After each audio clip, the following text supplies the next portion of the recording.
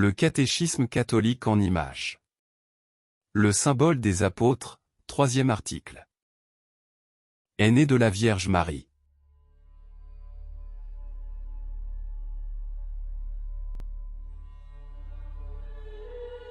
En ces jours-là, un édit de César Auguste ordonna qu'on fît le recensement des habitants.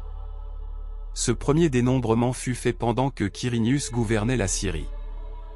Et tous allaient se faire inscrire, chacun dans sa ville.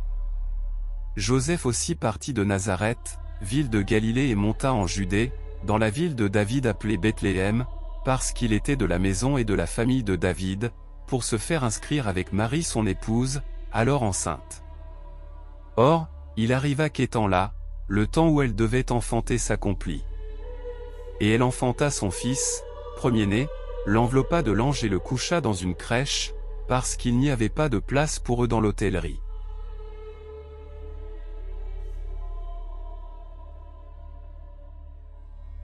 Les trois mages, conduits par une étoile miraculeuse, vinrent adorer l'enfant Jésus et lui offrirent de l'or comme à un roi, de l'encens comme à un dieu, et de la myrrhe.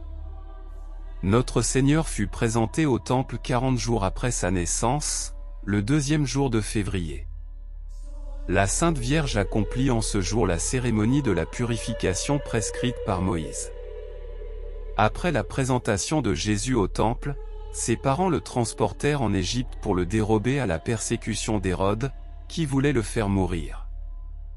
Pour arriver à son but, Hérode fit massacrer tous les enfants au-dessous de 2 ans à Bethléem, ce sont ces enfants que l'on appelle les saints innocents. Après la mort d'Hérode, l'enfant Jésus fut conduit à Nazareth, en Galilée où il demeura jusqu'à l'âge de 30 ans. La vie de Jésus à Nazareth a été une vie cachée, pauvre et laborieuse. L'Évangile nous apprend que, pendant ce temps, Jésus-Christ fréquentait le temple aux jours de fête, qu'il était soumis à ses parents et qu'à mesure qu'il croissait en âge, il donnait plus de marques de sagesse et de sainteté.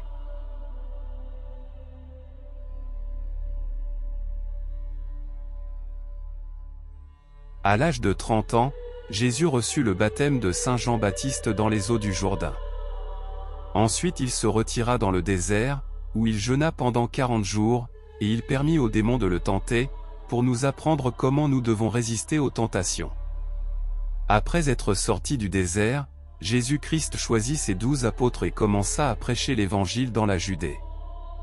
Les apôtres étaient de pauvres pêcheurs sans instruction et qui vivaient de leur travail.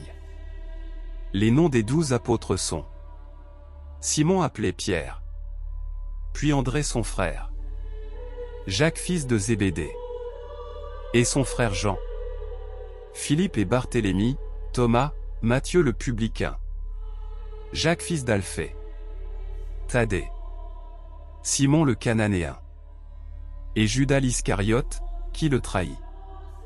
Le mot évangile veut dire bonne nouvelle. La bonne nouvelle qu'annonçait Jésus, c'est qu'il était le Fils de Dieu, le Messie, le Sauveur promis dès l'origine du monde.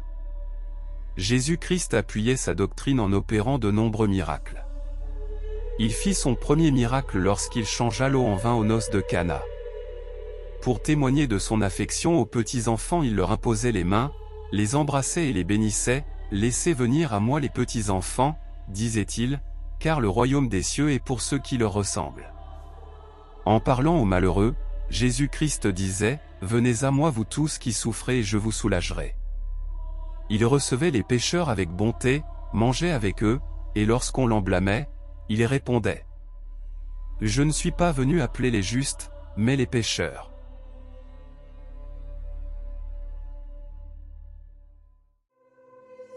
Que la gloire du Dieu Tout-Puissant repose sur votre tête. Que Jésus-Christ habite dans votre cœur. Et que l'Esprit Saint éclaire vos pas. Ainsi soit-il.